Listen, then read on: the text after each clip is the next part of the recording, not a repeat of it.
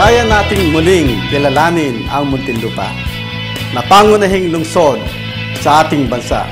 Sa sama-samang pagtutulungan ng lahat, handa ako na ilaan ang aking panahon sa adhikain na muling maibalik ang mabuting pamamahala sa mahal nating lungsod ng Muntinlupa. Ang maayos at tapat na serbisyo tungo sa daang matuwid ay hindi idinadaan sa tamis ng pananalita. Louie Arsiaga po, kilala po sa gawa, hindi po sa salita. Si Carlo Argana po, ang katulong ninyo sa pagpapalaganap ng kaayusan sa ating syudad. Ako po, si Consiel Pat, karapat-dapat sa konseho. Ang buhay ay pinagsisikapan. At narito si Alan Paule upang tulungan kayo na magkaroon ng magandang kinabukasan.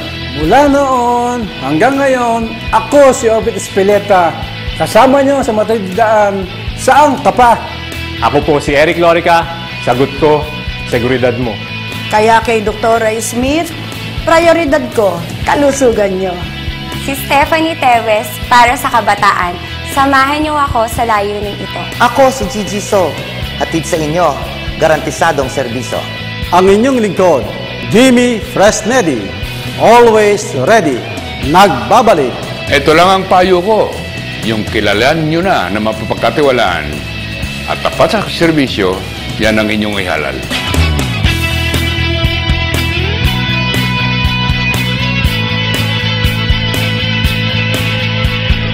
Tayo na sa daang matuwid.